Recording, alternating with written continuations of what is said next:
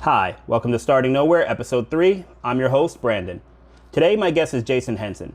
Jason is an artist in the Tampa Bay area who also dabbles in music and all around is just an interesting person.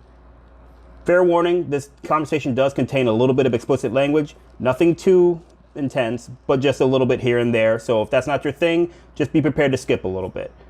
Other than that, I hope you enjoyed today's episode as this was a very fun conversation.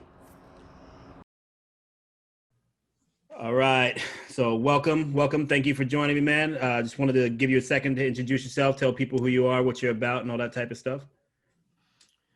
Government name Jason Henson. I do. I do a little bit of everything.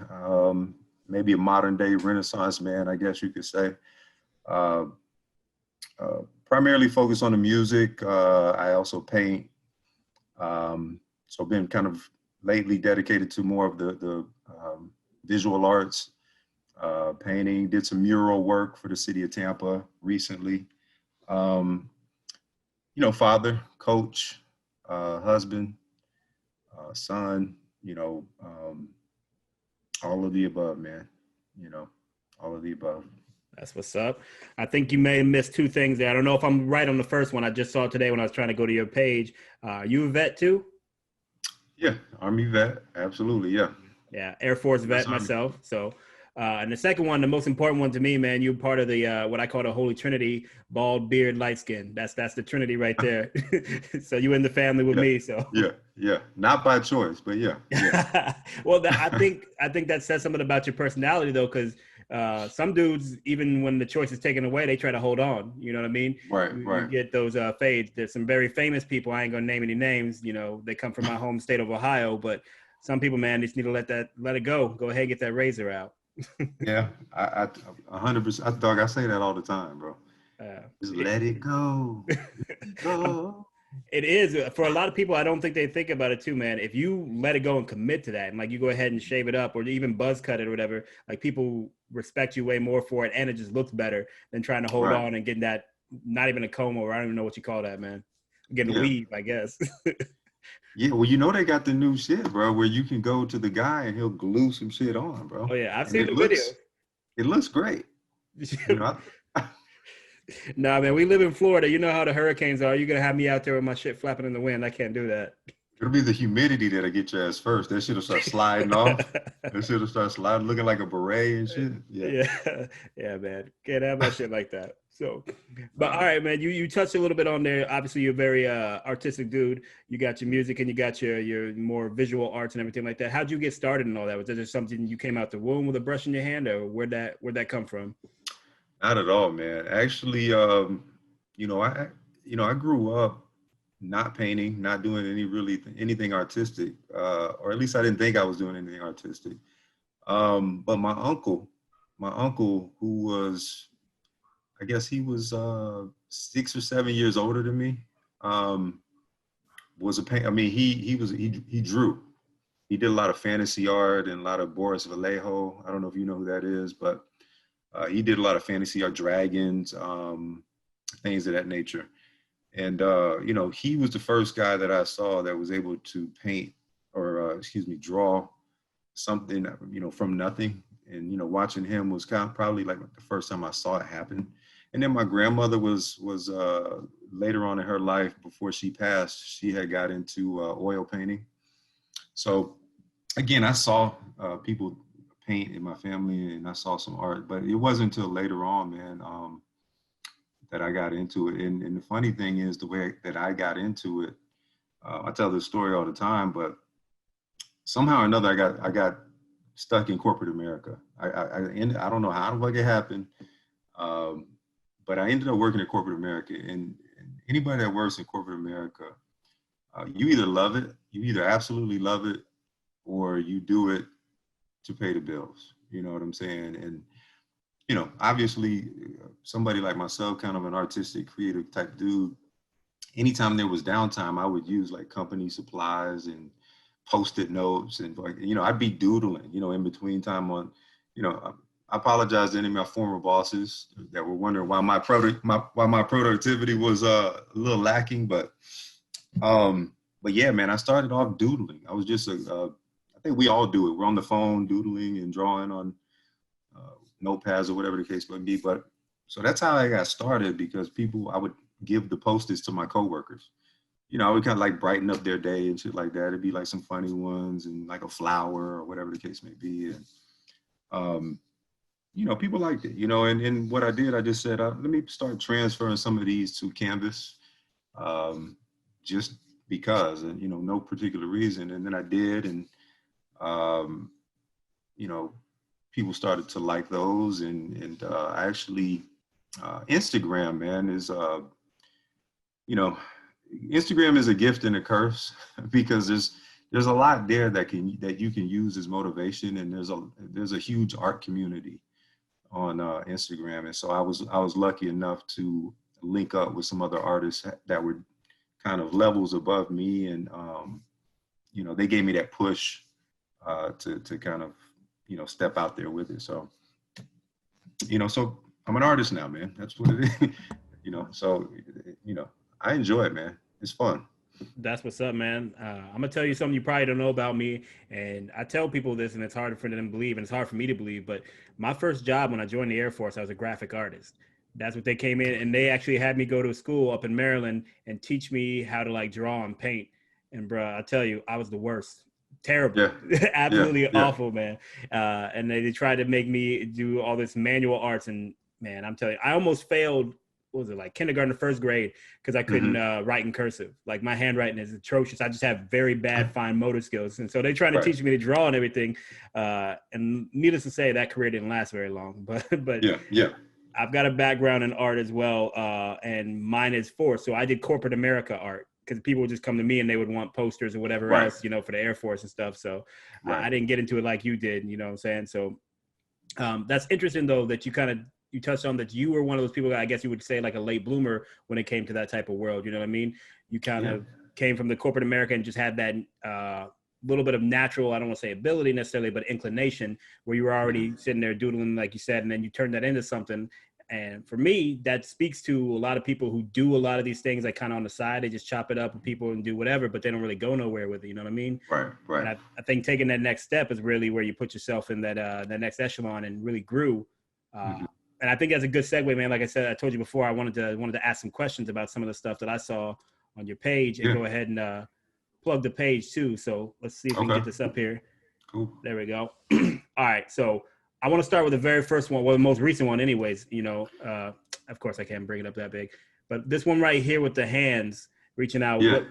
What's the kind of concept behind this? Do you usually have like a vibe for your art when you do it, or some kind of idea of what you're trying to say, or you go with really what the visual representation is? Everything is vibe for me. I don't like structure. I don't like rules at all. Like, so anybody that knows me, any of my friends, I'm a rule breaker. Um, so it's all about vibe for me. And these pieces, so this piece here, these are some of the pieces that I did that were not painted. These are kind of just graphic, digital things that I did just to kind of attach the Convo brand to an image. Um, so a lot of my influence is tribal, African, Native American influence for the most part. So I just did a series of images that I thought were cool, and that I thought, spoke to, um, what I was feeling at the time. And this particular image with the hands is just, it's actually upside down. So when I got the image, I snagged it. It was um, facing upward, but I thought it looked cooler facing down. And then I just tagged just tagged it with Convo. And I did a series of these a while ago, just to kind of get people's attention, just to, uh, I'm kind of what you would call an anti-promoter. I don't believe in oversaturation of promotion and constantly banging shit down people's throat. But little subtle shit like Convo, boom. And then it makes people say, well, what is Convo? And, so just it entices that type of question in people's head. And they kind of go from there. So it's just a simple promo piece, really. I mean, I think the use of negative space in this really is what it makes it stand out to me, and then the high Right. contrast, obviously, you know what I mean. Yeah. So I think it's powerful, like you said, with just the combo, and then it does make you ask that question and kind of feed into it. So I see what you were going with there for Right. sure. Right. Right. Right. And I want to go to my favorite of what you've got posted here. This one right here. Oh Uh, shit. Okay. that's my favorite. Like, so tell me what this is representation of for you, I guess, or whatever. Other than it looks like you took your boy's head, Lil J, looked like you cut his dreads and put it up Yeah. there. Yeah. That's exactly right, man. That's my son. That's Junior. Who you obviously have the pleasure of, coaching and training. We'll get into that, I guess, at some point. But yeah, he was my muse, and I use my family and a lot as my muse, as muses. And yeah, he was. This was a pose. I think this was around Halloween. I had taken a picture of him, and I just thought it looked cool. And so what I did was I kind of transposed this into an app that I had on my phone. Actually, I did this all on my phone. Um, and yeah, again, we're looking at tribal, kind of that African heritage, that look, that feel. Um, and I like the greens, I like the reds, I like balance. So a lot of what you'll see in some of my work, you'll see elements of balance, and then you'll see elements where it's unbalanced. So I kind of try to play with that a little bit in my work, but yeah, I enjoyed this. And the funny thing is, this is one of my first, kind of stabs at doing digital art, because I've seen a lot of like my mentor and some of the guys that I look at, guys and girls that I look at. I see that they do a lot of digital art. So this is kind of me trying it, and that's the result. Yeah, I think I'm you did a glad you good like it, job. man. Yeah, Thank you, like I bro. said, I think you did a good job, especially for the one of the first iterations of that. But it just, again, the color contrast, the pose, obviously African influence in there and everything. I like this one a lot. This one was definitely my favorite. If I'd known Thank it you, was man. Jay, maybe I'd feel different about it. But yeah. Yeah, yeah, Yeah. All no right. doubt. So is this the mural you were talking about before that you kind of had a hand in recently? Yeah, so yeah, absolutely. That's a mural that we did with in collaboration with the city of Tampa. Okay. Where's And this at? that is in front of um, it's downtown Tampa. Okay. I'm trying to think of the exact street. I'll have to get back to you on the exact street, but it's downtown Tampa. It's right downtown. It's still there. Um, and this was kind of an initiative to kind of respond artistically to all of the stuff that's happening, with police brutality and the injustice of that black and brown people are facing. This is kind of, as you can see, it is a fist. Um, and multiple artists were involved in this, all very talented. Um, you know, and it was very hot this day. I want to be very clear. We had the backstory on this, man. It's crazy, bro, because we had one day to do it. Oh wow. And anybody that's ever, anybody that does murals typically of this size, they need a couple of days. But it was hot, very, very hot. Probably, I think this is around the time it was one of the hottest weeks of the year for Tampa. And, people were on the verge of passing out. I was one of those people. Um, but we got it done, man. And when you look at it from this angle, um, from this bird's eye view, it looks really good, man. And I'm proud of it. It's my first mural, um, and I'm looking forward to doing some more of those for sure. Well, first of all, to start with something like this as your first mural is already impressive. Mm. And then go through like the struggle, like you said, trying to get everything together, man. They talk about struggling for your art. Y'all really out here about to get heat exhausted trying to Dog, paint. straight up. Like at the end, bro, they were like, all right, everybody, let's take a picture. I'm like, dude, I'm about to die. Like legit about to die. Oh But man. yeah, but it was fun, man. Which piece or pieces of this did you really contribute to, or were your own? Yeah, so if you look at the top where that face is, Hmm. sideways, that's kind of a tribal mask Yeah, character. That's the piece that I did. I got it. Um, yeah, and I freestyled it, man. To be honest with you, because I had an idea, but when I got there, they had changed the layout a little bit, so I had to kind of just work on the fly, and so that was the end result. Hey man, the end result is dope, especially knowing the story behind it. You had to freestyle it because like I Mhm. told you before, when I was trying to be a graphic artist in the military, they literally gave me like the compass, you know what I mean, with the pencil on one and everything, try I Oh can yeah, measure, try to do all this right. stuff, and it was Right. still trash. And you out Yeah, here yeah, adjusting on the fly, about to pass out from heat exhaustion, and just doing yeah. something like this with your first mural, man. That's dope. You know what I'm Thank saying? you, bro. Thank you. Thank you. Yeah, definitely. After this, like I said, let's link up and give me that the address so I can tell people where they can go see it at. Because I I mean, will. that's Yeah, definitely something I got. Next time I roll through Tampa, I'm for sure gonna stop by and try yeah, to check that out, man. That's yeah. dope. I'll get it for you, man. I think I got it on my phone here, but yeah, for sure. That's what's up. So I guess you've got all the visual art and everything. Do you ever use your visual art and your music together to kind of do like a I don't know like a multi-sensory thing, or you keep them completely separate right now? That's a good question. I have not kind of intertwined the two.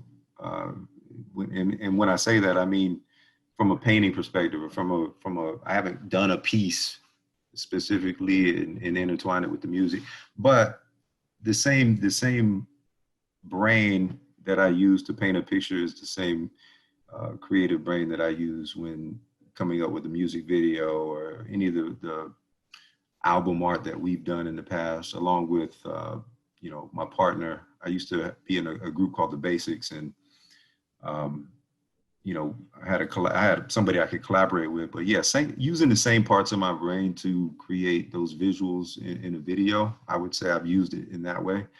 Uh, and then album art and stuff like that, I would say it's come into play for sure. Yeah. Good. So what kind of music do you? Let me ask two questions. What type Hmm. of music do you do, and what type of instrument or instruments do you play? So you've never heard my music, have you? Nah, man. Like I said, I'm about to check it out for sure after this. Yeah, definitely check it out, bro, because I know you're a hip hop fan.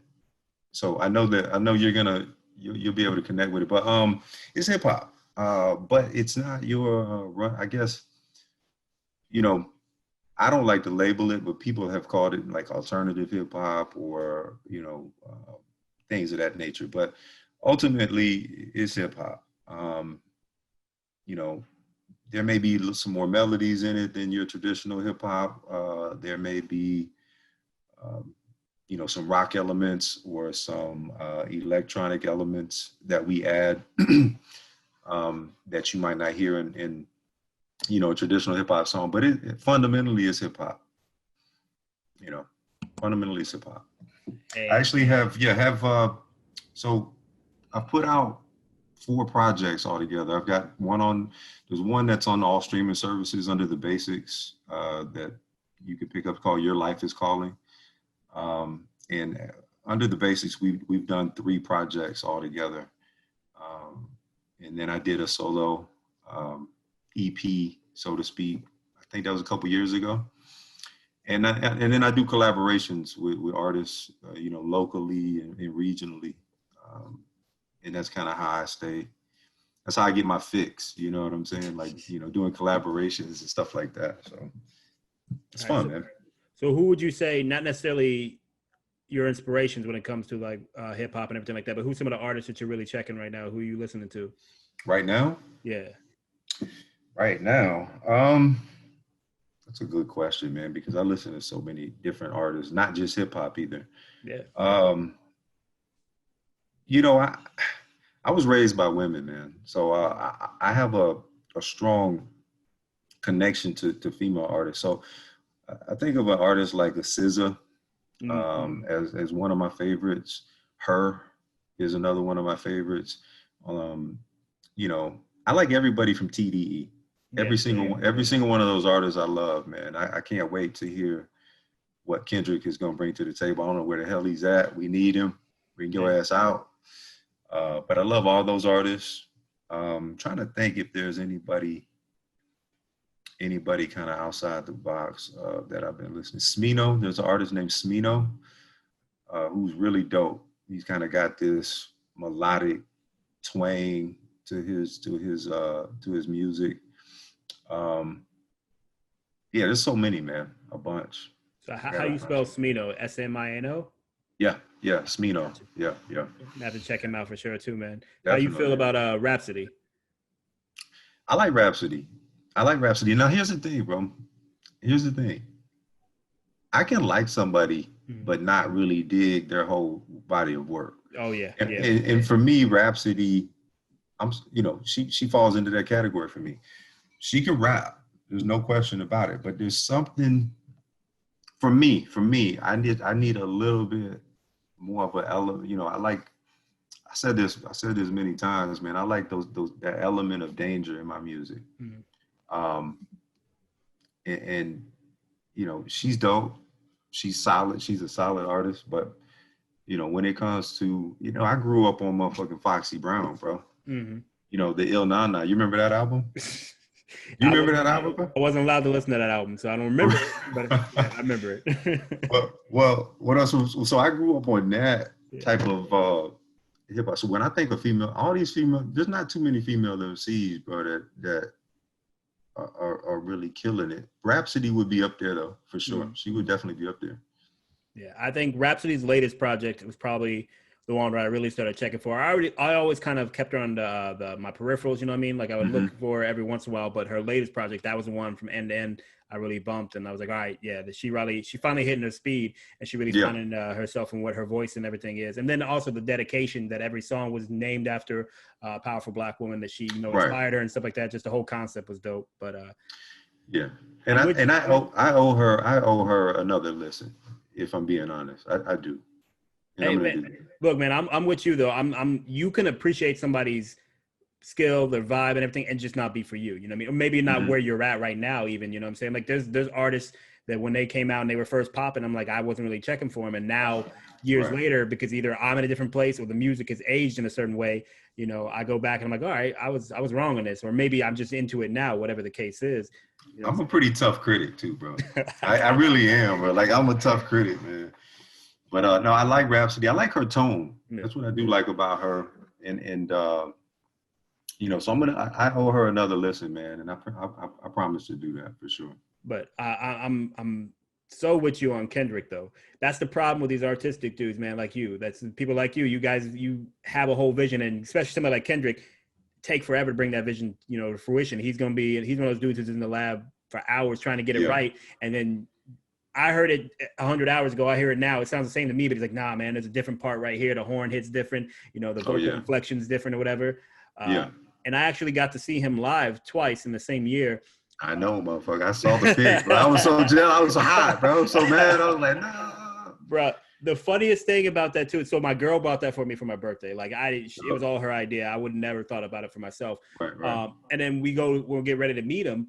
And the security guard comes to me and goes, all right, do this, do that. And he's like, don't kiss him. He's like, don't kiss him?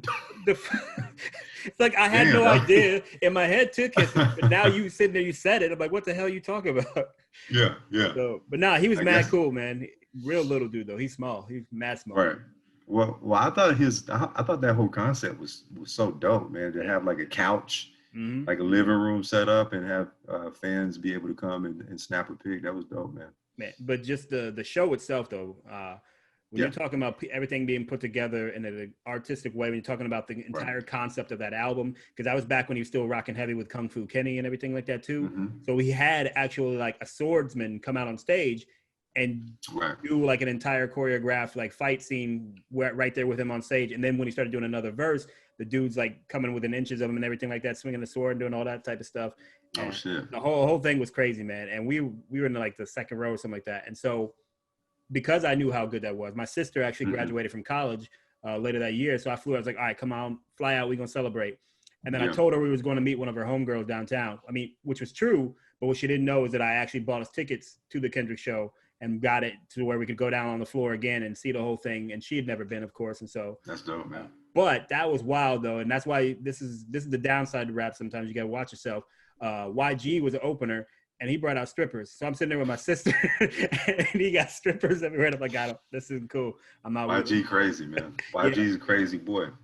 Yeah. I actually I got a chance to see Kendrick when he was kind of, I think it may have been like his first or second big tour. It was kind of like he did a college tour and then he did like a I don't know if it was like I can't remember if it was like a BET tour or something like that, but I saw him, Schoolboy, Absol, and it was dope, man. Saw him at Czar. Or the Ritz. They call it the Ritz now, yeah. I almost went to that show, man. Did you? That was back in the day. I think he still had the box, you know what I mean? Yeah. Yeah. Well, Absol's another one, man. People don't really, Absol is so dope. So dope, bro. I love Absol. So his lyricism is crazy, man. That, like, for sure. But he's another dude who don't drop, like, ever. He has one album every 5 years. I'm like, how are y'all eating off this? Bro, and that, especially now with COVID, there's no tours, there's no none of that, man. So yeah, man. I don't understand it, but I appreciate it. But this year especially, I was lucky too because my new favorite group, they did drop an album right in the midst of all the racial turmoil and everything like that. You know, Run the Jewels, they dropped their latest album, and then them boys get after it, man. Hard. No, the Run the Jewels is dope, bro. Yeah. I know. You know, a lot of cats that kind of came up with them. You know, so a lot of the guys that I do music with, a lot of producers used to run in the same circles, man. So it's dope to see them, you know, that collaboration happen and them be successful, man. And, you know, that's crazy. Because how many projects do they have out now? Like 3 or 4 or more? This is the 4th. Yeah, this is the fourth, right? Yeah. Okay. Yeah, man. I love them cats, bro. Yeah, I just love the story behind it too, how they actually came together. It's again, that old organic story, man, where, you know, somebody referenced LP to Killer Mike. And so he does one song and the Killer Mike just kept bugging him to do the whole album. And he's like, man, I told you I ain't doing the album. I was like, you ain't mean that. Come on. And then eventually does it. And they just find out that they're basically like really good. They have the same mentality when it comes to music and just life in general. And they end up being best friends and just doing all these albums out of nowhere. You know what I mean? Right. So you have all these A&Rs and all these other people who put together these rap groups and stuff, and they don't work out because people don't actually like each other. And you have this one where people just kicked it and they're like, you know what, we should go ahead and make some music. Let's do this. Yeah, chemistry is everything, bro. Like you know, having been in a duo with another person and you know, having a successful kind of run, chemistry is everything. And when it's off, it's off. You know, but another group that's kind of like that too is Gnarls Barkley. I always thought CeeLo and Danger Mouse. That was like, yo, this is insane. The type of music that these two create, man. I would love to see them just keep making music forever, bro. To be honest with you. Yeah. Well, CeeLo's another one of those dudes, man. I think the whole Goody Mob really and Outkast and all of them in that same time frame, where they played with a lot more than your traditional hip hop, and that's where you saw things really start to elevate. You know what I mean? Right. Like you said, Gnarls Barkley really did some really cool things with that. And then just anything that they've touched for the most part. And his voice in general is crazy. Right. So. Yeah, his voice, if you like his voice, man, yeah, you'll like Smino. That dude is kind of, not that they're the same, but you know, they're unique. They're a little different than your average artist, man. Very dope. Love CeeLo. I'm with you, man. I know how a lot of people, like I said, you find a certain person and hopefully you find them right before they blow, because that's the best time. Because you're like, you hear them and you're like, you hear what's going to go somewhere. And then next thing people start actually finding out. Because that was the way, you know, with Childish Gambino. Obviously, a lot of people was on him. And now I'm going to go ahead and stand here, though, and say this because I've been telling people this quietly. But I'm so mad at that dude, though. Like, why are the people who can rap start doing other music? Like, cool, yeah, man, the funk is good and all that shit's cool and everything, but bro, you was a good rapper. Just go back to that. Gambino. Yeah, because I went from what was it, Because the Internet or whatever his last project was before he stopped rapping and started doing the other music, and I picked it up, didn't even read nothing about it, didn't do anything, and then I'm like 8 songs in, I'm like, this dude ain't gonna rap. Like, what the hell is this? It's like, that's how I felt when Dre dropped The Love Below. Oh, I'm like, really? But then you go back to it, you know, years later, and there's value in it, but you damn sure wanted him to rap on the Love Below. Everybody did, right? And it wasn't there. But he had fallen out of. I guess he had kind of fallen out of love with just straight rapping, which I completely understand. Um, but yeah, that's another one of my favorite artists, man. Andre 3000. That whole vibe, the Dungeon family, that whole crew, man, is dope. Childish Gambino was somebody that, and again, I'm a tough critic. So Childish Gambino was somebody that I always looked at as like it was clear to me that he, and I probably shouldn't say this, but I believe that there's some artists that are great mimickers. Like they're very good at mimicking or knowing how to take a sound or take a style and do it. And I've seen that time and time again. And most people, the layman fan won't pick up on that at all. But to me, I feel like when I see it, it's like, oh, you're doing this or you're doing that. You're definitely influenced by Kanye, which he said that multiple times and things like that. And it was, you're doing Kanye right now. And then there was a point where he was doing Drake. And then there was a point where he was doing D'Angelo, when he was doing, what was it, Redbone? Yeah. You know, and I'm like, because that's, what is that? I mean, not saying that you can't be that guy too, but are you that guy or are you just doing that style? Because you think, I don't know, you know, so Gambino is one of those guys. He's always going to be fine and he's always going to be popular and he'll be fine artistically, but he's always going to be one of those guys on the fringe for me because I do like This Is America though. I mean, like that video, that visual was dope. So I say the same thing. I think everybody says about This Is America. I heard it before I saw it and I'm like, all right. The only thing, like I said, just giving you the other side of what I just said, like I was excited. Oh, he might actually go back to rapping. I'm like, cool. No, it wasn't that. Right. But the video, and then you see the video and you're like, oh, this is a whole other thing. This is way different. Like you just did the song so you could do the video. This song ain't really about nothing without the video. Right.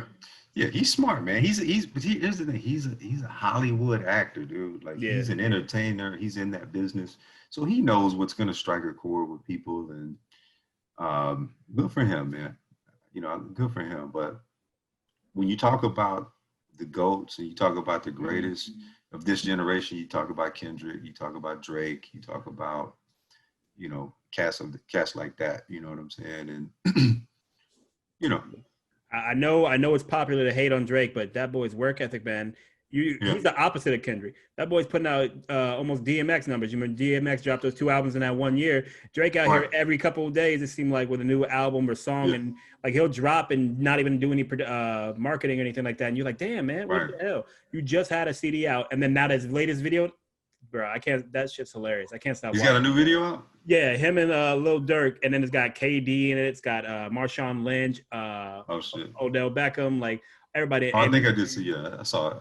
Yeah. Hilarious. The song again, and that's one of those things. If you hear the song without the video, it ain't really anything special. Right. But now you watch it with the visuals of the video, it's hilarious because he's clowning himself the whole time. He's playing like a corny dude. He's not trying to be like your traditional rap figure where you're bigger than life and everything like that. He's getting dunked on by KD. Marshawn Lynch tackles him and calls him a punk and all that. So I mean, and then he does the crying, but that is one of the things when you talk about acting. Drake needs to do more acting, period. He did SNL once back in the day. I saw him. He's a good actor, man. Like, he ain't Denzel, nothing like that, but he needs to do more acting for sure. He's hilarious to me. Right. But I'm with you, though, as far as, like, a lot of the artists go and where they don't touch the GOATs, and I would never consider anybody in there, like I said, the GOATs. I have to be honest, not from a content perspective, but maybe from a work ethic and from what he's achieved perspective. Drake is starting to approach some of those levels. But if you put him up lyrically against any of these dudes, you know, one of my personal favorites, and I don't necessarily consider him a GOAT, I just think it's one of my favorites. Like I said, Killer Mike. Killer Mike's lyrics, man, the delivery and everything he's done, you know, from his Outkast days and everything else, that boy's just gifted. He's good, especially as big as he is with that Breath Control, man. I don't know how the hell he did all that, because that's a big dude. Yeah, well, he's been doing it so long, bro. You know how it is. If you're doing something, you don't ever stop really doing it. you have the ability to do it at a high level, man. But yeah, Killer Mike's dope. If I had to pick,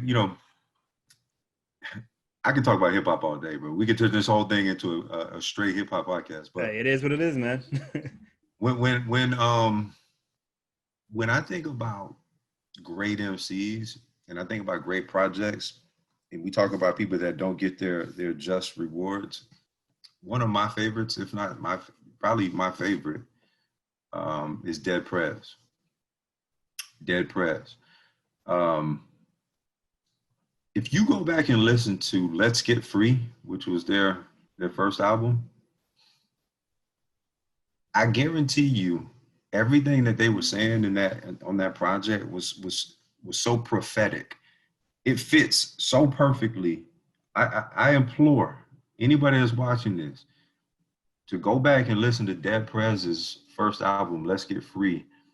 And it's they lay everything out, man. They lay everything out in terms of what's happening right now in the world, how we should internally process and deal with that from a mental, physical, and spiritual standpoint. No artists were doing that. I mean, you had your public enemies and that were political and they would approach things from that level. But Dead Prez, bro, has always spoke to doing it from the inside, and then building up community, and then how to protest and just how to they got a song on there called Drink Water for crying, you know what I'm saying? Stuff like that, man. So those are the type of artists that move me, and artists that have that type of content. That's why I like Kendrick. That's why I like Cole, and some of the others, man. So, but I think what you're talking about there too with Dead Prez is they've been doing it for so long, man, and they were around back when rap was really a form of escapism more than anything for a lot of people. Not saying all of it was like that. Obviously, you still had like a Tribe Called Quest in that era and all that type of stuff too, but people weren't looking necessarily as much for consciousness in rap. I think that has started to come back around. I'm not saying that it's ever going to be number one on the pop charts or anything like that for conscious rap, but I do think that people are starting to understand the value of conscious rap and people being conscious with their message in it. And, because I think Dead Prez was around the same time as bands like Rage Against the Machine, or other bands like that. And they have a similar message, but they also have a message of self-empowerment, which those other bands didn't have. And I think that's the disconnect between them. And that's why they're so powerful for a lot of people. But I mean, like I said, man, you give me a lot to do after we get off this call. Like I got to look up artists. I got to go listen to music and everything like that. Get busy. Right. Yeah. Yeah. They actually, one of the members, Stickman, he actually did. He dropped 2 albums solo, but it's called Workout and Workout 2. Mm-hmm. It's all about working out and eating right, and if you're ever working out, man, which I know you work out. You're an athlete. Play those songs. Play that album, bro. Play those albums, man. It'll get you through the workout. It'll give you that motivation, that energy. That's what I listen to when I do my cardio and stuff like that, man. So, yeah. I was gonna say, is it Stickman or is it the other? Was it M1 or the other dude? Or M1's the other dude, yeah. So Stick is the one that has the workout 1 and workout 2. So it's Stickman. STIC. Right. Is Stickman the vegan or is M1 the vegan? Because I think I've seen some of their work. One of them, I swear, maybe I'm getting my wires crossed here, but one of them, I swear, is like a vegan and has like actual.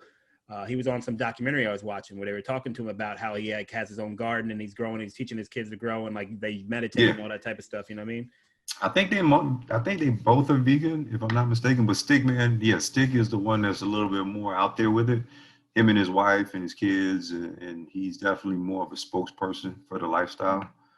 I think it's Stick. You might be talking about Stick. I just think, like I said, that entire character is interesting because you're talking about what is basically the antithesis of rap. People are talking about rap again is nothing but drugs and women and all this other stuff. Whatever you got to do, like you said, he's making songs about drink water, work out, do all this stuff. And it's hard too. And it's hard. The way that's the thing about it.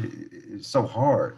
Like his lyrics are fucking, you know, they're dope. You know, it doesn't sound like he's preaching. It doesn't sound like he's, it's just, you know, the dude could, you know, he knows how to deliver the message and it not be corny. You know what I mean?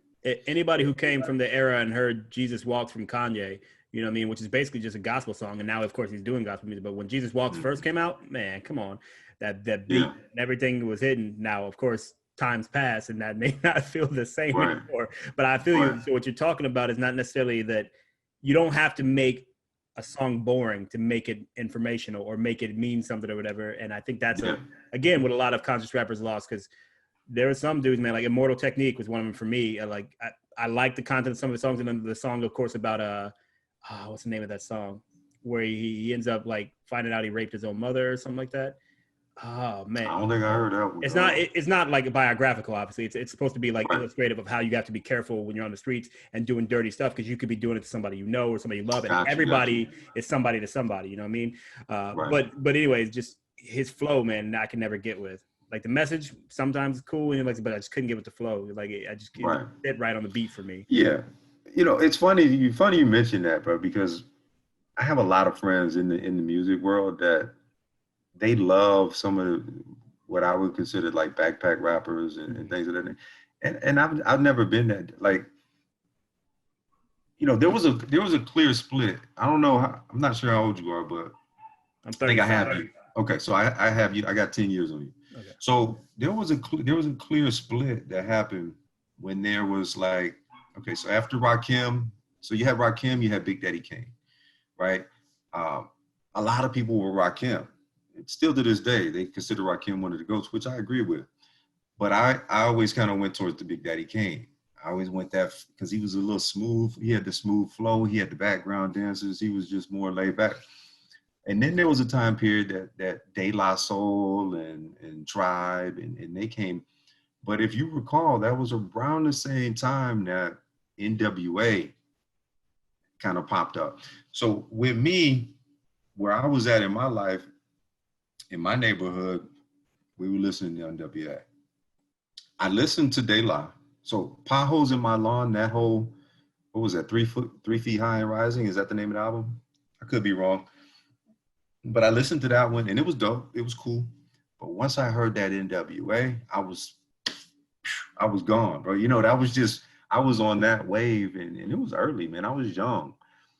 But see, where I grew up, it was a little spot called Port Tampa, which is down there by the Air Force Base. I think you were stationed in MacDill, but back in Port Tampa in the 80s and 90s, Port Tampa was a wild place to be.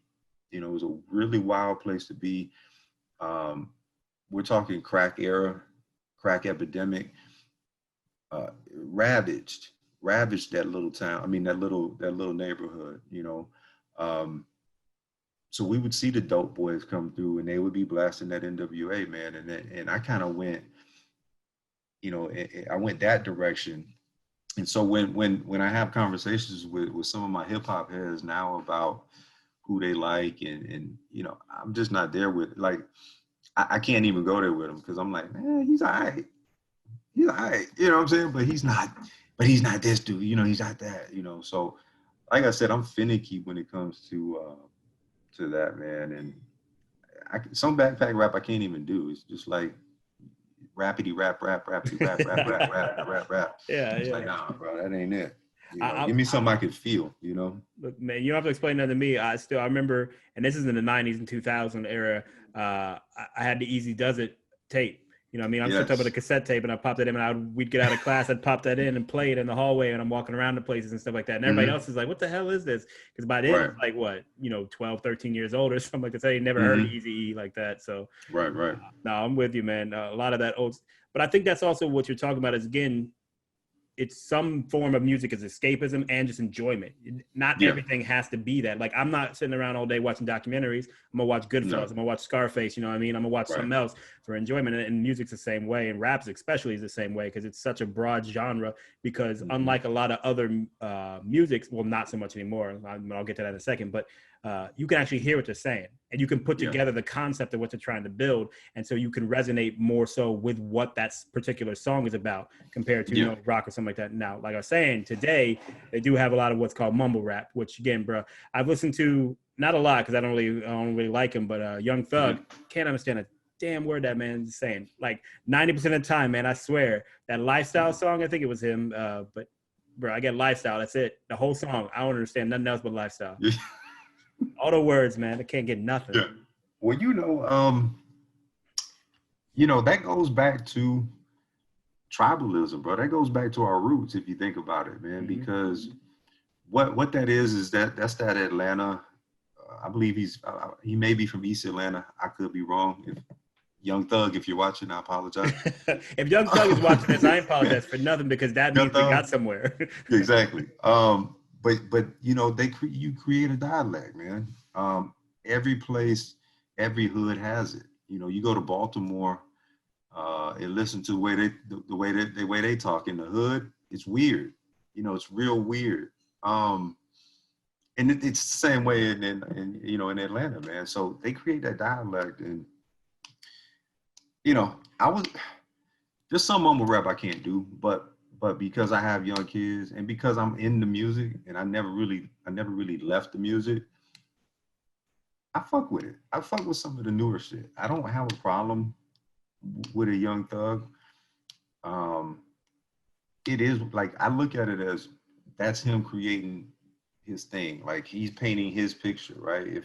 If Basquiat, you compare a Young Thug to a Basquiat, right? If you're used to looking at Mona Lisas, then you're gonna want Mona Lisas. But then this kid comes and starts painting all over the page, and that's how I look at it. And so there's often times where I'll get in discussions with cats my age that just, they're stuck in the 90s.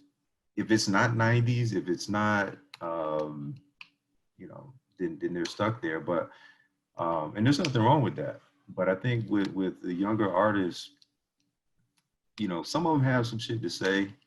Some of them, it takes them a little while. You got to wait till maybe their second project to where you can, where you can feel something like, are you familiar with Lil Baby? I am. I haven't listened to a lot of his stuff, but I try to get into it because, again, he's one of those dudes about his work ethic, man. He's in there, he's grinding. Well, Lil Baby actually, he kind of came up under Young Thug. Young Thug actually, as the story goes, Young Thug kind of went and pulled him off the street and said, yo, get in the studio.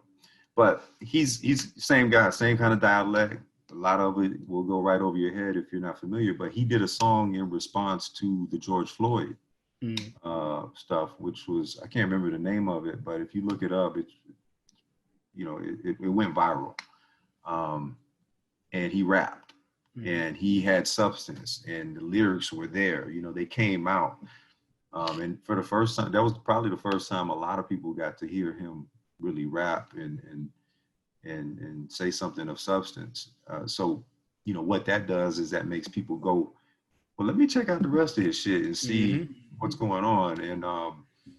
And he's got stories to tell, man. And he's actually pretty good. So from the newer generation, that's somebody. If I'm giving you homework, that's another one. Yeah. That would be another one to maybe at least check out that video, because the George Floyd response video was very, very dope, very powerful. So I wanted to say something before we move on, that what I was saying about Young Thug, that's not me hating, because like I said, that lifestyle song, bro, I've listened to that like 30,000 times. I like that song. I'm just saying, as many times as I've heard it, I still don't get any of the lyrics I refuse to look at Rap Genius or anything like that. I want to hear it. I'm gonna learn that dialect one of these days. Yeah.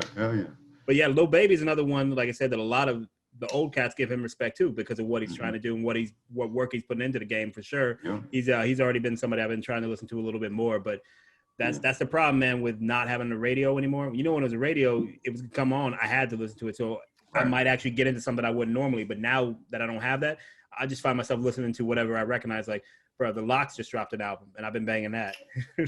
Oh, I saw. Yeah, I've been banging that as well.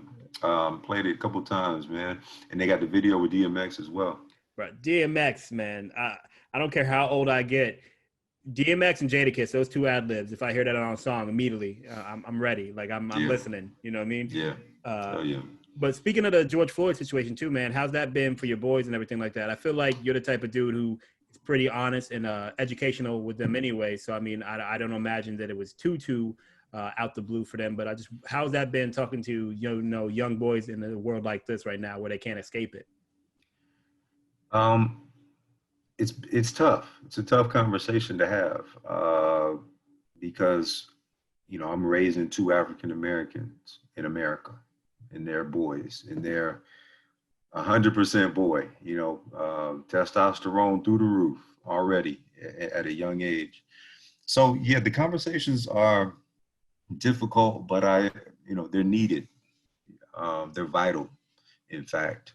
Um, so I am very upfront with my kids. Uh, and it's my style of parenting. I don't, you know, think people should do what they feel they need to do for their kids, but I believe during this time you have to have real honest conversations. And so when all of these things are happening, because it's not the George Floyd was may have been the powder keg, but there's been videos and shootings and things going on for as long as they've been alive, right? Um, as long as I've been alive, this shit's been going on. It's just more visual or more visible now with social media. And my kids have tablets, and their friends share videos, and they're on YouTube. That's what kids do nowadays. They live on YouTube. Everything's there for them. They listen to music on YouTube. So these stories come up, and you know, you have to talk to them and just say, listen, this is what it is. This is where we came from. You got to give them the foundation, right? You can't just say this is the problem. You have to paint the picture of where we came from as a country, right? As a people first, as a people, and then as a country, and lead your way up into where we are now. And so I've given them information. I've given them homework to do in terms of, okay, you guys like to be on your tablets and watch YouTube. Go look up Harriet Tubman. Go look up the Underground Railroad. Go look up the Boston Tea Party. Go look up whatever it may be, right? Um, and then let's talk about it. So they have an understanding of how we got here. They understand what slavery is. They understand what racism is. They understand that you know people died like Martin Luther King and Harriet Tubman and others that risked their lives to get us to the next level and the next level and the next level. um, so once they have an understanding of what all that is, man, it's just really about having real honest conversations about now we got to talk about the police, right? Now we have to talk about, my 13 about to be 14-year-old who in 2 years he'll be driving, you know. Um, how do you respond to police? How do you conduct yourself if you're pulled over? Um, what does that look like? Could something still happen to you even if you follow all the rules? You know, um, guilty by association. Don't do stupid shit.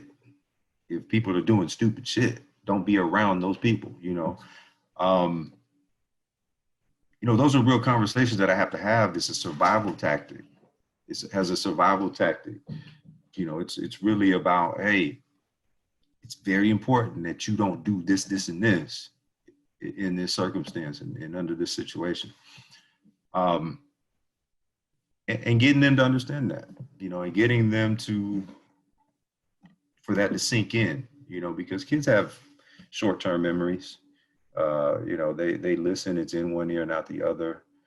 So it's a reoccurring message that I have, and we have open dialogue at all times when it comes to that kind of stuff. Yeah, and I think a lot of the stuff you touched on there is for me why we end up in a lot of these situations from a conversation perspective anyways, not specifically with your boys, but because growing up black, you have that context. we've been raised in that context, and just, you know, we grew up in it this whole time, and a lot of people are just now really coming, let's say, aware of it. Right. And I think that changes when you have something that's ingrained in your very being to being 35, 45, whatever the age of these people are, and they're just now seeing it. They're just now learning it. So that's one of the blessings and the curse of, say, social media, because I think that's what allowed people to hide from it for their entire lives, because there wasn't a social media where they couldn't, you know, because like you said, people have been getting killed and beaten and all this other stuff since both of us have been alive and before we were alive. And we've been aware of it pretty much our entire lives. However, Right. not every community has, including, again, shockingly, some of the Black community as well. And, you know, like when I ask people, and I didn't know this was a little known fact until relatively recently, I asked people, hey, are you aware of Black Wall Street, you know, and the Oklahoma massacre and that type of stuff? And they're like, I know, what's that? What are you talking about?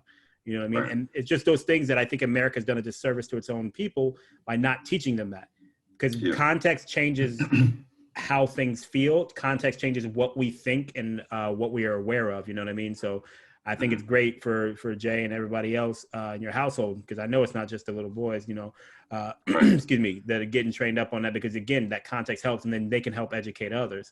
You know what I mean? And the one good thing I'll say that has come from the situations we're having, I'm having more conversations in households that don't necessarily look like mine, and they're asking some, you know, either my input or just talking to me openly, because we have that connection anyways, you know, about the conversations they're having with their kids and the conversations they've had. Some of them, like, they've told me, like, they're like, they couldn't believe their family members were saying some of the stuff they were saying. You know what I mean? And I'm like, yeah, and, you know, I got white family members. I'm with you. I've heard that stuff. You know what I'm saying? Oh, yeah. So I think it's just an interesting time for that, because, and this is what I told somebody before, George Floyd getting killed didn't affect me because that's not new to me. I've seen that. You know what I mean? What affected me a little bit more was the conversations going on from people I considered friends, you know what I mean? And seeing what they were saying, what their true thoughts were and everything like that. And that's sad because a man lost his life. That should be the impact. But again, that's not new. I expect that. It's the rest of it that I was hoping. I guess I hoped was better than it actually was. And that's me being naive. No, yeah, that's 100%, man. It's you know, it's disappointing is what, you know, that's the first thing. It's like, wait a minute. You seem, for all intents and purposes, you seem to be, you know, and I'm talking about friends that we have or acquaintances or people that we deal with, when you hear them say something outlandish, you seem to be, you know, intelligent. You seem to know general, you know, you seem to have a general level of understanding. Why is it that it's so hard for you to understand that this is a real issue?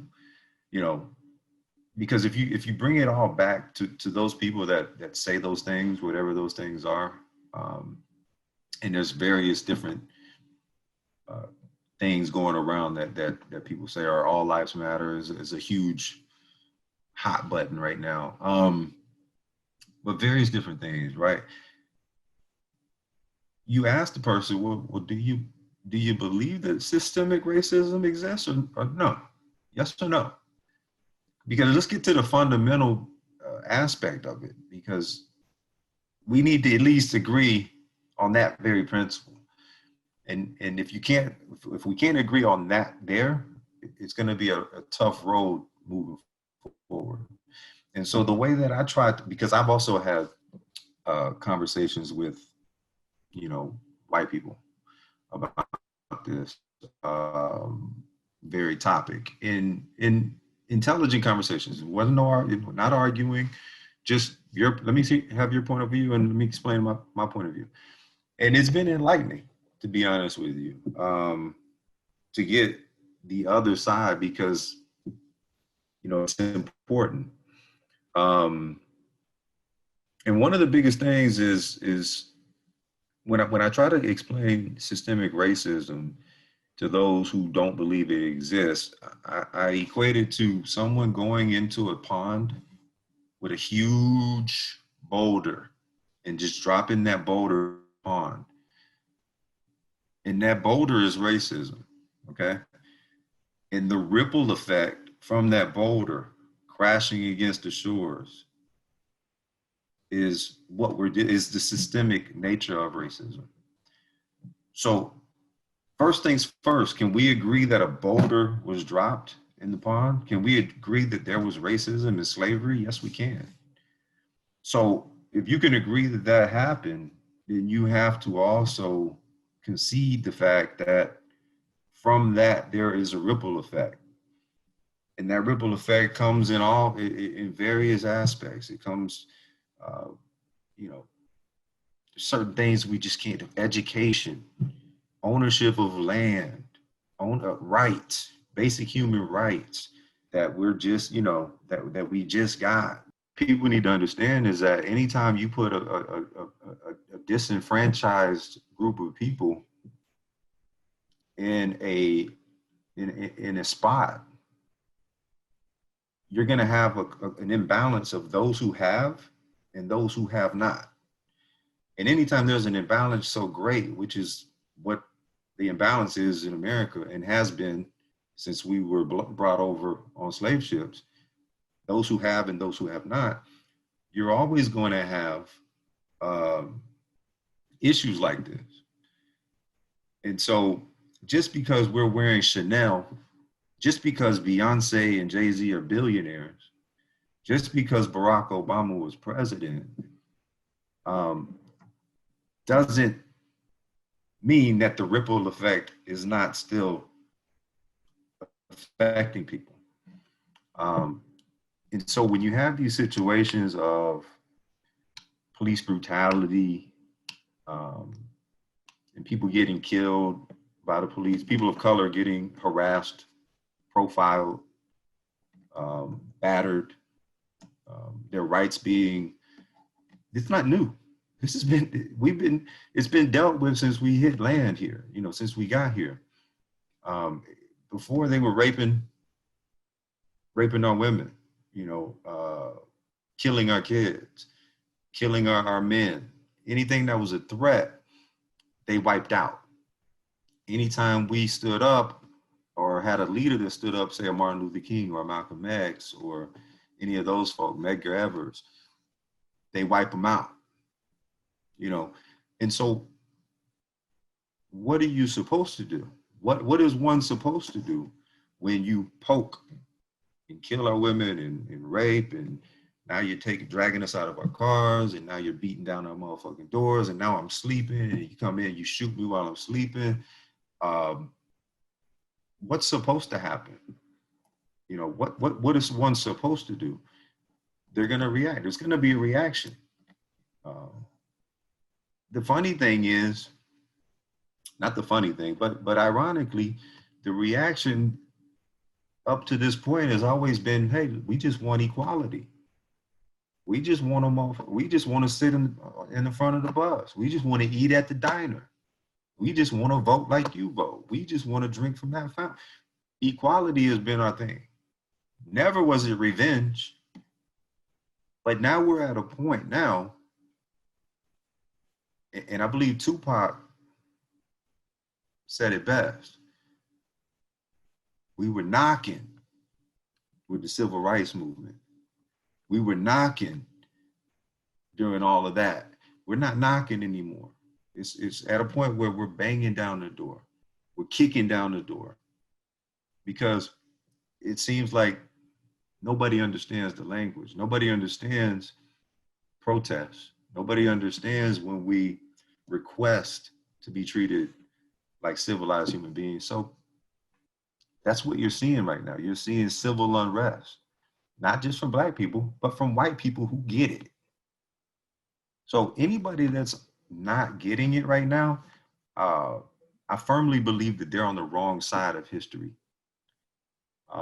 Anybody that's not getting the reason why people are rioting and protesting, they're on the wrong side of history. Now, there's going to be folks that say, well, you should be able to peacefully protest without looting and burning businesses and that sort of thing. Again, we're talking about a disenfranchised group of people who've been poked and prodded for generations upon generations upon generations. We're talking about people that don't got shit to lose. So the ones, for the record, the ones that are out there looting and doing all the stupid shit, usually 9 times out of 10, they're from the worst neighborhoods. They're the ones that have had the least. Why would somebody go and loot Best Buy to go get? Because they ain't never had a fucking flat screen, you know? Because their dad is in jail or in prison for selling weed, and he's doing 15 years. Meanwhile, Brad just opened a dispensary in Colorado and is making millions. It's not balanced, and until there's a balance, you're gonna have this. Until there's a balance, you're always gonna have those who have and those who have not. And anytime that happens, there's gonna be I don't want to use the word war because I'm a veteran and you're a veteran. Mm-hmm. But there's gonna be issues that can get out of control, that can escalate, and that's what we're seeing right now. So I think one of the things that you touched on there that is something that I hold true to my heart for why America has some of the problems it has, not even specific to just race relations, but a lot of other stuff too, is because America loves to treat symptoms more than they love to treat a root cause.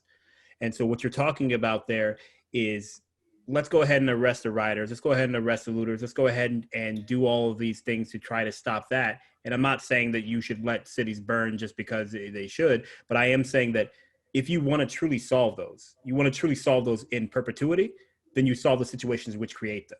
You don't solve them by arresting a rioter. You solve them by solving the situation that caused those rioters to riot. You go out and you solve, police reform. You go out and you look at how to give back to neighborhoods where education's bad, which obviously has been proven by research to affect your future. You know what I mean? You go out and you solve these root causes of all these things. And what you're talking about is going back to not just equality, but equity.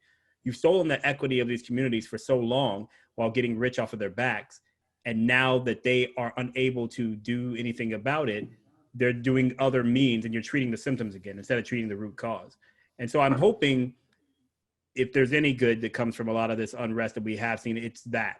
I think you're starting to see some small tremors, if you will, and we need a full earthquake for where we need to go for a lot of the true solutions to really take root. And so I have some hope. I go through periods of not having hope and having hope and everything like that, but I'm having some hope that all this is not for nothing.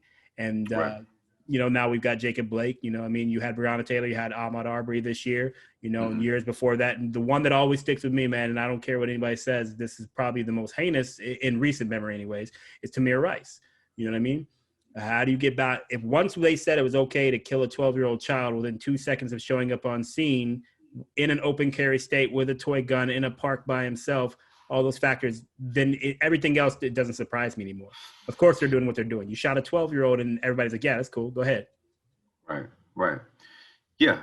The list goes on and on, man. The list goes on and on. And the thing is, and I want to be clear, I'm not saying that, hey, everybody should burn their cities to the ground, because I'm not convinced that. Unless you're from Orlando. If you're from Orlando, burn all that shit.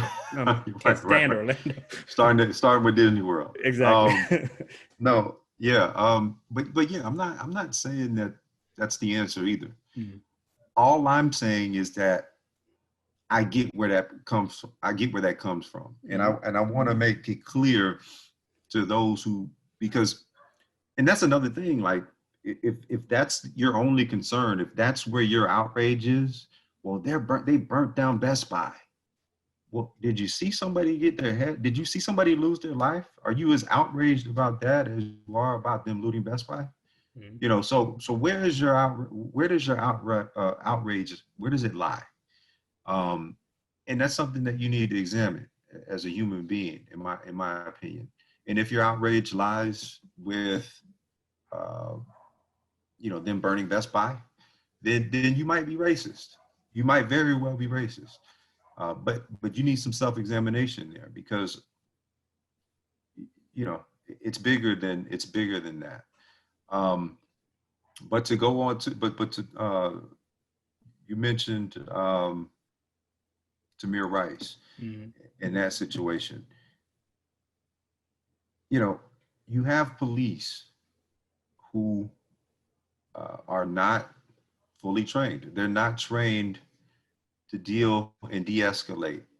You know, I think that's been something that's been under the microscope. And that is one thing that I feel that all of this shit has brought to the surface, is that there are some clear deficiencies when it comes to police de-escalation tactics.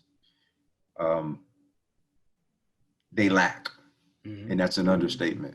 You know, that's an understatement.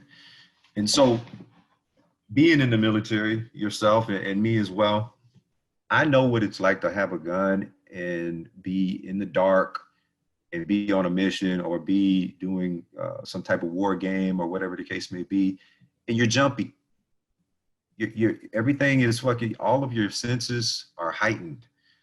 Um, it's a tough job police have, and I believe that police are necessary.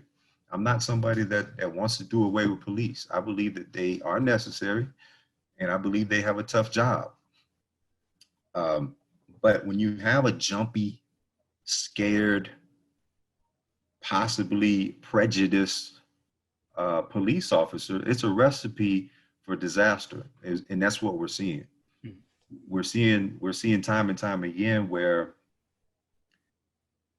nonviolent dispatches end with somebody losing a life. Mm-hmm. You know, if I'm selling cigarettes on the corner, whatever, and 15 minutes after you get here, I'm dead, that's a problem. Um, and the list goes on and on. You know, a lot of the if I'm drunk and I'm asleep in my car, right? And I'm at the Wendy's and I wanted to take a nap, which I've been drunk and I've been in a car and I've had to sleep it off before. I've been that dude. Um, you know, to wake up and have light shine in your face and now you pulled out of the car and then 15 minutes later you're dead because you got shot in the back while you were running away.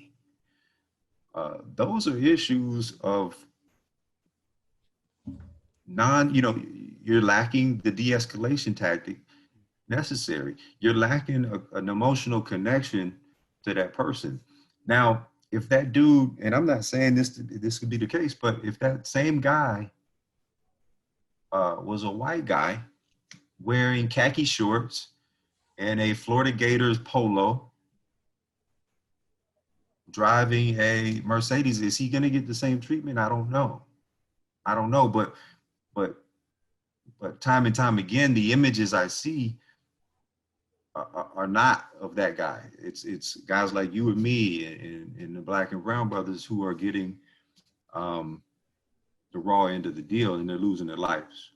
And so it's enough is enough. You know, this isn't new. If you go back to when all this started with the visuals and us seeing it, Mm-hmm. you go back to Rodney King. Mm-hmm. Remember that? Yeah. Remember that visual? Let me say that I remember that not from being live because I think it was like 7 when when all that went down. But yeah, the visual. But if you go even further than that, you can go to the original, the one that spawned the civil rights movement, Emmett Till. That's a still photo, but it's still the same. It's visual. People, for whatever reason, they need to see it. Yeah. Yeah. These are just the things that have been brought to light, Mm-hmm. you know. And so the problem that I have with people that just completely ignore the existence of these things, that's what infuriates me. It infuriates me to the point where I don't speak. Mm-hmm. You know, I have friends that speak every day on this, and they are very, very visible with their emotions. And I'm the type of guy I go inward. Mm-hmm. I go inward. I won't speak. Um, I plot. I plan. You know, that's kind of guy I am. Well, what can I do? What can I start doing? What is it that I can do that's outside the norm, that's outside of what has been done? What more can I do?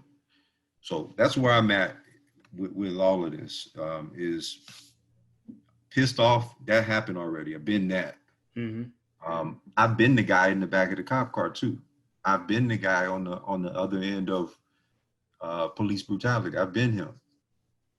That's why I'm at a different place now, where it's like, okay, well, what can I do now? What strategizing and organizing can take place? And so that's where my mind frame is.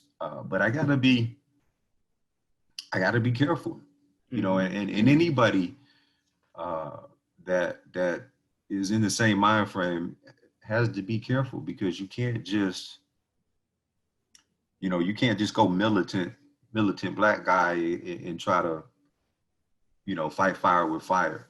I don't believe that's the answer. I think you have to use intelligence. You have to use your resources. You have to mobilize a community. Um, and it requires wit. It requires wit and outthinking uh, the other side in Mm-hmm. some way. And so that's where I'm at now. I treat this as, if I treat anything that I work on, I think on it. And as things start to come to me, I'll start to reach out to folks and that I think can help, can bring something to the table, and eventually I will have something in terms of an organization or uh, something along those lines to help combat what's going on right now in America. Yep. So I know there's a million answers to this next question, but I'm just interested to see yours, and I'll give mine after that as well. But what is the one of the millions of root causes that you see that you think could really be worked on to assist, the Black and other minority communities right now, specifically obviously Black, but what is the one thing you could see? And I'll start just so you can kind of give you an idea of where my mindset's at Yep. and what kind of answer I'm looking for. But for me, it's economic empowerment. We live in a capitalistic society. Nothing happens without dollars. And if you were able to get more communities that don't have them, you're able to get more communities that don't have I want to say the ripple effects of having money in your community, then I think you would solve a lot of problems. I think with economic equity, if you will, then I think you start seeing people have more money, so they're able to invest more in their own communities. You're starting to see the education get better because that's funded off of housing taxes. You're starting to see their actual lifestyles get better. And like you said before, you kind of the opposite of what you said before, people who have something to live for typically don't do as much stupid shit because they got something to go home to. They got something to want for, all that type of stuff. So for me, it's economic reform. It's economic equity and everything, seeing the different communities that don't have that ability start to get that ability and really seeing that balance out. Because again, nothing in this country happens without dollars for the most part. It needs dollars and sweat. That's about it. Yeah. No, I agree 100% on that piece of it, and that's one of those things where the economic side, obviously, you got to get people that are in those positions of power um, to make enough noise, right? To create change. And I do believe that we're starting to get more voices, uh, making that noise. And I hope that there will be change in terms of the economic reform. But with me, my thoughts are a little closer to where the rubber meets the road, and that will be more of a police reform. So let's look at the policies of the police, and let's look at what the police powers are. What are they? Because I do believe that there may be too much power that comes with that badge. So I'd like to know what the policies are and how they can be amended or just evaluated. Let's evaluate. Okay, I'm not sure what city or state it is, but I do recall that there was a city that as a result of all this implemented a kind of a de-escalation tactic, which was, if it's a non-violent dispatch, so if it's something that's not violent, in nature. They're not going to send out your standard police officer to deal with it. They have kind of a subset of a police force that has, have you heard of that? Have you heard of that? I've heard of that concept. I have not heard of that been enacted. So it's more of like a social worker or something like that they send out, but I haven't heard of that being enacted. Well, yeah, I think it has been rolled out in a city or two. Would have to get back to you on what city it is, but they're police officers. They are considered police officers, but they are more, um, they're not coming out there locked and loaded to to handle the situation. So I think that's a step in the right direction. When you have somebody that's out there and he's already got his hand on his gun, and it's my cat's in the tree, that's a problem. And I'm exaggerating, but not really. Police reform, police policy reform, I think needs to be evaluated. How much power do these guys have? How much should they have? More importantly, and what does that look like? Because I believe, again, that's where the rubber meets the road. When we look at who's dying, and we look at who the shooters are, it's police, and not all police are like this. And the thing about it is, one of my best friends, who I consider my brother, is a Hillsborough County sheriff, and I know people through jujitsu. You and I both know guys in law enforcement. So, and even they will tell you that, yeah, there are a few bad apples that are spoiling the bunch, and but we need to weed them out. We need to start calling attention to them from the inside out, from the whether they be in your squadron or whatever the case may be. Start calling attention. Let's clean house, so to speak. Let's get more Black officers in there. One of my good friends, he has two sons, I think a son and a daughter on the police force, which is needed. We need people that are from the community, in the community, because that escalation may not happen at all. Oh, I know your uncle. Oh, we grew up together, man. I played high school football with your pops. Get on back home before I call your mom. You know what I mean? Those types of things could happen if we have officers from the community. When we don't have officers from the community, we have somebody that's scared, quite frankly, scared of Black people. Quite frankly, maybe was bullied. Quite frankly, maybe watched the movies and thinks that anybody with cornrows or dreads is a thug. So let me put my hand on my gun now. And we need to look at those. We need to look at that policy and look at what we can do to change the face of policing across the country. I'd say for me, the biggest thing is more cultural. One of the reasons I left the military is I noticed there was a trend that I did not care for, and that was both the military and police are considered exalted positions. They're considered some positions you should give respect to. And the reason for that is because they believe there's a standard for that.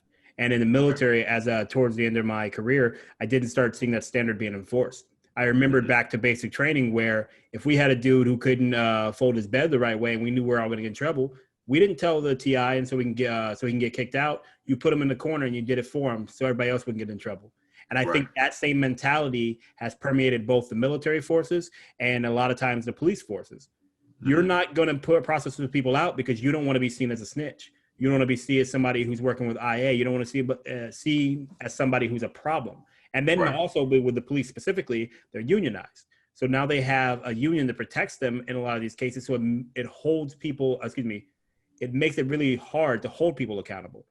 And so if you're not going to enforce that standard, then you don't deserve to get the respect of that standard. And that's the same thing I said, that's why I left the military. Well, not just that. That was one of the reasons. But if you want that respect that police officers and military deserve in this society, then you need to enforce that standard and realize that the person who's not meeting that standard doesn't deserve to be one of you. You know what I mean? If Absolutely. you're out there every day, you press your uniform, you get up and you come and you go with respect, you should expect the same from the dude to your left or the woman to your right or wherever else.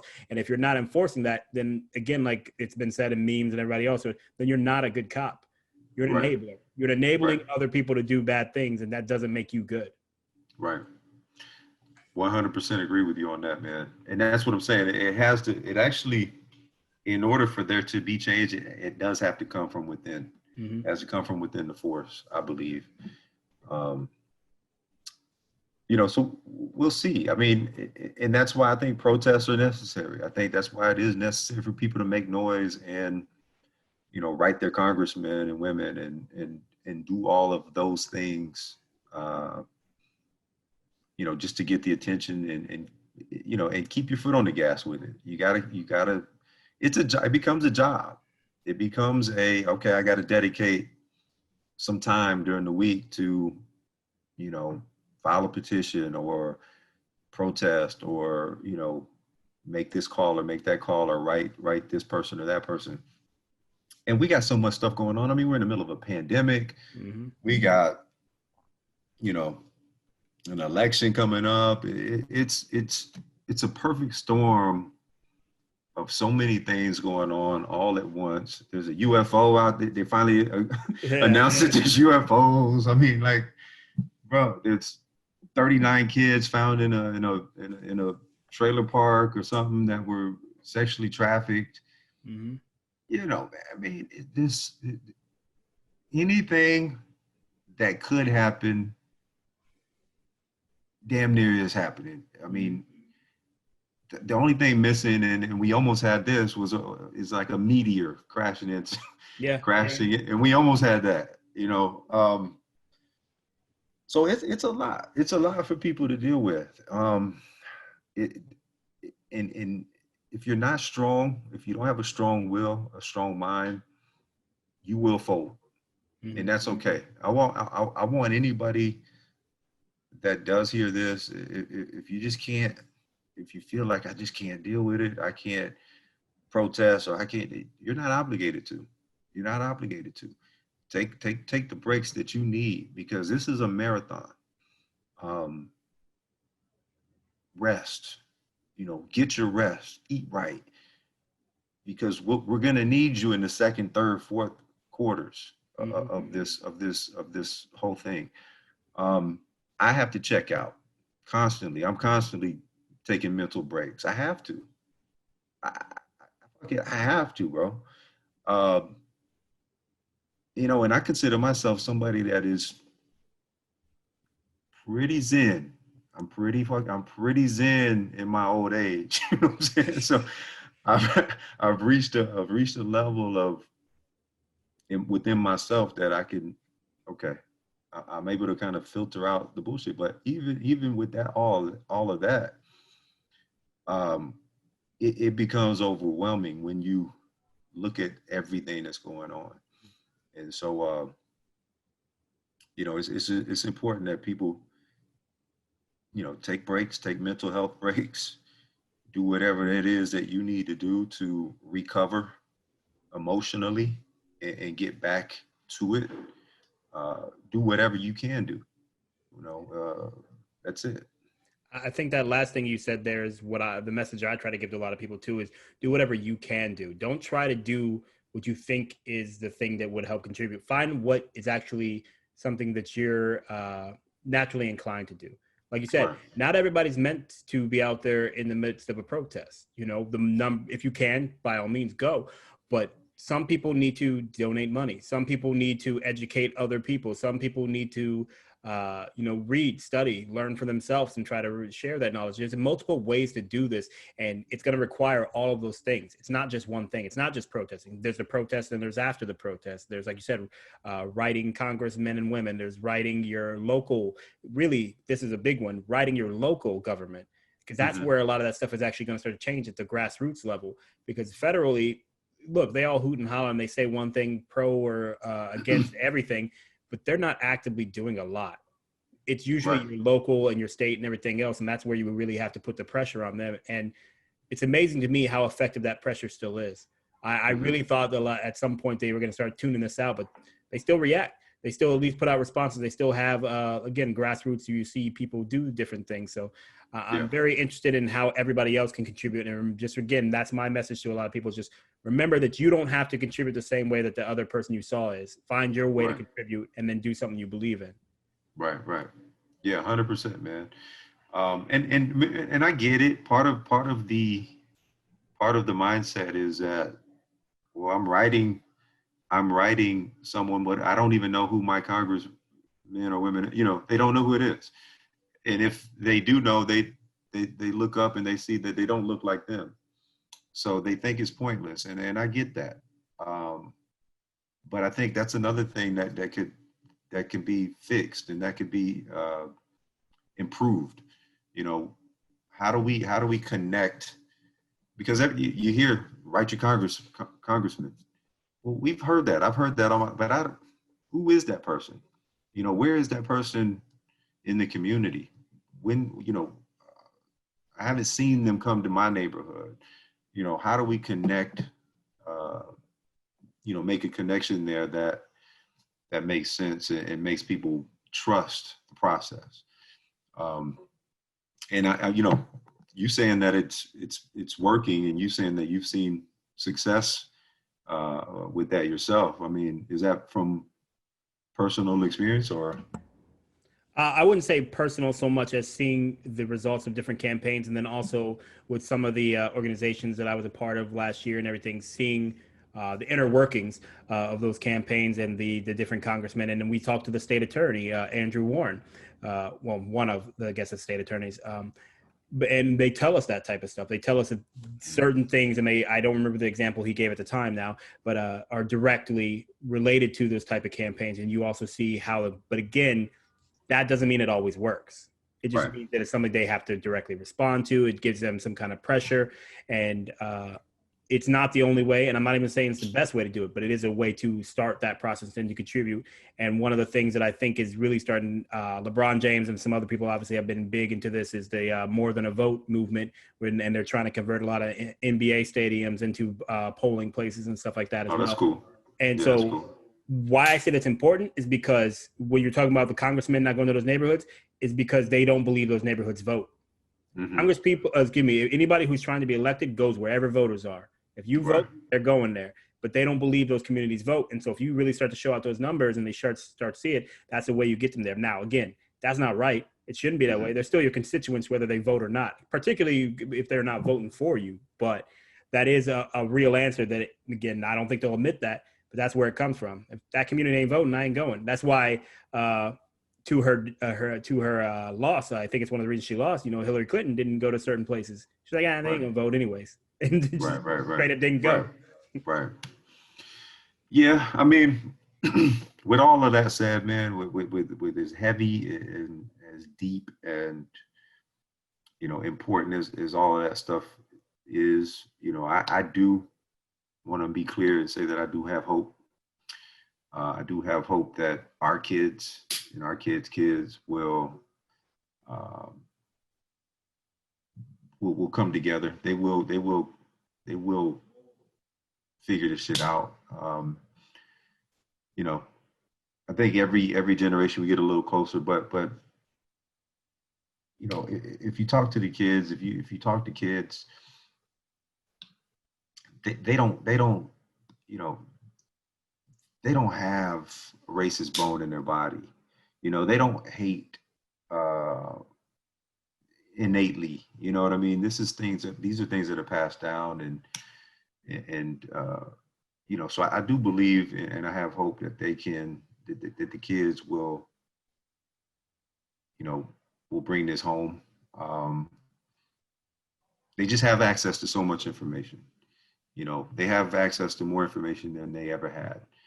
And if the information is available to them, I think that they're going to be wise with it.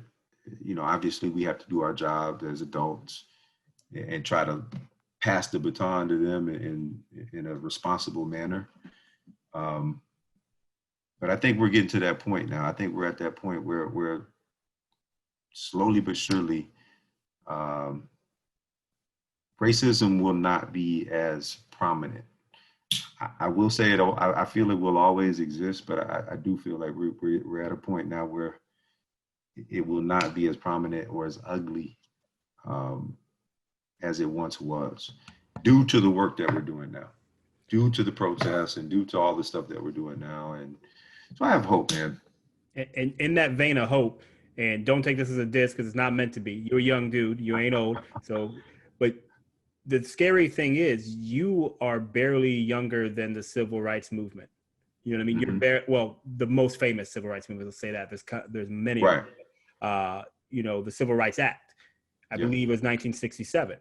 You know what I mean? So that's not much older than you. And so to see where that was to where we are should give people hope. Some people Yeah. look at it as a sign of sadness, but I'm like, man, that was not that long ago. You know what I mean? Right. And Right. we've come all the way here now. And I think that's the same thing we're going to see. The progress may be incremental and maybe seem slow because our lifetimes aren't that long, but it's getting Yeah. better and it's consistently getting better. And that's one of the things I've tried to talk to some people about as well. They're like, oh, a lot of this stuff is getting worse. More and more people getting shot and stuff like that. I was like, well, the numbers don't say that. You're just seeing it. Like Right. Black people have been saying this for a long time now. You're just now seeing it. And so you feel like it's worse because you're seeing it more. But it's not Yeah. necessarily getting worse. It's getting filmed, as they always say, you know? Yeah. And that's another thing, man, is it is the it's just ongoing visualization of these shootings and social media and the way that, before you would see it on the 11 o'clock news, you'd see it on the 6 o'clock, and that would be it, and that would be it. And now it's ongoing.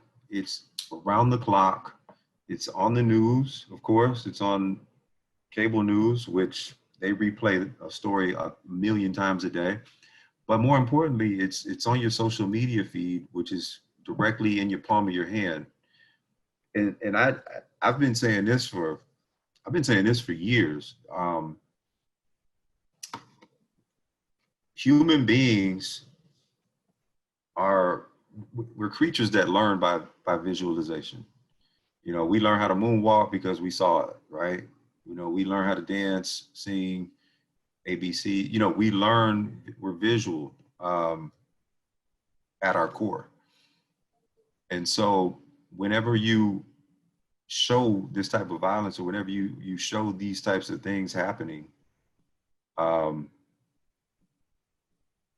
it causes a person to continue to do these things. Did I lose you? Nah, looks like Okay. my video might have froze, but I was like, yo, this yeah. dude is the mannequin challenge, kid. You're the king. I'll see if I can't get that back up, but nah, I'm still here. Sorry about that. No, So, it's all good. so I want to get into something controversial right quick. Yeah. To try as we start to wrap this up, go controversial and a little bit on a lighthearted note. You said something about learning the moonwalk, so it made me think of this. It's a thought I've been having in my head a lot lately. Who you got as more talented, Michael Jackson or Prince? Oh man. It's funny because I had both of those albums growing up, and I used to put them side by side all the time. um, Damn, that's tough, bro. That's a tough one. Michael Jackson obviously had a more of an impact. Mm-hmm. He had more of an impact, I think, on me and the world, uh, because he was just fucking. He was I mean, he was electric, bro. Uh, Prince, though, if you're not somebody who dives into music and does your research, you would think Prince just a guy that wears tight pants and Yeah. but Prince was Prince from a musical composition standpoint and songwriting standpoint, he plays multiple instruments. He can dance his ass off as well in his own right. Um, so he's very, very, very talented, man. You know, I gotta pick somebody, bro. I can't pick, bro. I can't Hey, pick between them two, man. that's fair. I'll pick for you, and I imagine this will be a conversation I have several times over. For me, it's Prince, man. Don't get me wrong, Michael Jackson was the pop. Michael Jackson was the king of pop. He definitely had all the things you want from him. He represented for a lot of people out there. But boy, Prince, like, first of all, the music for me, Prince, I go back and I listen to Michael. I enjoy it, but I go back to Prince and that stuff still, I mean, it touches your soul. And then, like you said, the instruments that he played and then the vocals and the stuff that he wrote that he actually didn't show up on, you know what I mean? And then just the length of his career too. I think that dude put out a CDs like not long before he died. You know what I mean? For sure. And the thing that makes me the most mad, and this has nothing to do with his talent, about Michael Jackson, is that dude died on my damn birthday. So for the rest of my life, every time my birthday comes up, the R.I.P. Michael Jackson. When was your birthday? When was it? June 25th. Oh shit. So Michael Jackson and Farrah Fawcett both died on my birthday, the same day. And bro, this is the funniest. It's funny to me. I feel bad for the dude, but I mean, one of my homeboys at the time, man, grown ass man, called me crying. Said, "You know, Michael died." I'm like, "Yo, bro, are you serious?" I'm like, "Don't get me wrong." Birthday. Yeah, but I'm saying, like, yeah. And he's younger than me. You know what I mean? Right. So it wasn't like he was really, when Michael was really popping and stuff like that. He just, his mom, you know? It's weird though. It's weird the connection Michael has because my kids, man, my kid, like my boy, Lil J, Lil J connected with Michael Jackson in a way that was just like he was here, you know, like he had been here. But the fact of the matter is he had died. I think he was, I don't know, maybe 2 years old when he passed away or something like that. He has this way of connecting with kids, man, and no pun intended. We're not doing no pun intended, bro. But like, you know, he has this thing, bro, that even after he's been dead for, I don't even how long has it been? How long has it been, bro? Because I was stationed in Georgia when that story happened, so it had to be. It's over 10 years now. Okay, yeah. So, you know, still to this day, man, you put on a Michael Jackson song, bro, you'll see a whole group of kids go out there and start doing shit that, like, how do you even know what that is? But yeah, man, shit. I grew up on both of them, man. I grew up on Prince. Those were a couple of the first albums that I ever owned was Prince and Michael Jackson. And that's back when you pull out the insert of the album, you got the lyrics. You can read, you can do the lyrics and stuff. So that actually is how looking back on it, that had an influence on my, you know, the way that I would write songs and write music and stuff like that. Because I memorized all that stuff, and I was young, man. I was, you know, we're talking 3rd, 4th grade, something like that. And but yeah, I love those dudes, man. Yeah. Miss them dudes. I'm with you, man. I think I miss that type of creativity, that type of genius and stuff. And again, I know there's somebody out there right now who's doing that, but we won't know because I guess you rarely know when you're in the presence of genius until it's several years later. You know, that seems to be. Right. But I don't feel like there's a Michael Jackson or Prince out there right now. But somebody might hit me up and be like, "Oh, Adele" or whoever else. You know what I mean? But yeah. But that's not it for me. Yeah. Yeah, you look at artists like Anderson .Paak, who plays multiple instruments. He's dope. He's dope. He's dope. And then you look at a Chris Brown who has elements of Michael. But again, this goes back to what I was saying earlier: is that, you know, even those cats, bro, they're like they're doing versions of you know, and that's the thing. We got to get through a whole generation of people that are doing versions of our artists that we love so much. And once we get through that, then we'll have some fresh ideas. But right now, to me, there's a lot of imitators. And I love Chris Brown. I mean, he's dope in his own right. He's dope in his own right for sure. And for some kids, he probably is like Michael Jackson, man. You know what I mean? To be honest with you. So that's a scary thought. Breezy. Yeah, man. So, all right, man, I'm gonna get ready to let you go. I've been asking people this. I haven't done a lot of these yet, but yeah. For this episode, what's your tagline? It could be your 2020 tagline. What's your tagline that you want me to put for this episode? What you think? What you got?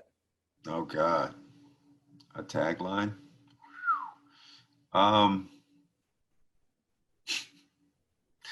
There's a tagline that we use in the house all the time. And it might be too long, but Let's do it. if I'm doing me, if I'm doing me, and you doing me, who the fuck doing you? Is that too long, bro? Nah, that is good. I knew what the ending was when you started it, but that's cool. I Who the like fuck that. doing you, man? So everybody needs to just stay in their lane. And You just got done talking about a whole generation of imitators, and then you go into that saying. It seems like you had a plan for all this. I don't know, man. We gotta do better, man, as a society, bro. But I appreciate this. I appreciate you having me on. Do we know what the name of this is yet, bro? Are we calling this something? Right now, I'm still calling it Conversations About Nothing because the whole concept Okay. for me is just chopping it up with good people, man. You know what I mean? Like, just talking to people again, because I think, especially with us living in our houses now instead of being out in the world and Facebook and Instagram being the way we communicate, I think a lot of the things, the nuances are getting lost in the conversation, and just chopping it up and having good conversations just makes me feel better about the world in general, man. You know, talking to people like yourself and just getting, and plus for people who don't really pay attention, you know, there's more interesting facts to everybody's life, like going into your art and everything. I didn't know you had done the mural. Sorry, mural. What the hell was I talking about? Anyways, I didn't know you had done the mural out there on the streets of Tampa and everything like that. So we got to, you know, go into that, and that's just kind of the concept of all this, just chopping it up, man. Definitely, man. I appreciate it. I appreciate outlets like this, man. We need to have more conversations with diverse people, man, and I believe conversation. I believe conversation is powerful in change, man. And so I appreciate it, bro. Thanks for having me on. Man. Ball Beer Gang 2020, bro. All day, man. 2021 and beyond, man. Hi, bro. Stay healthy, bro. I'll talk to you soon. Hi, you too. Thanks for watching today's episode. Leave me a comment and let me know what you think. If you want to see more Starting Nowhere, please make sure to like and subscribe. Until next time, have a good one.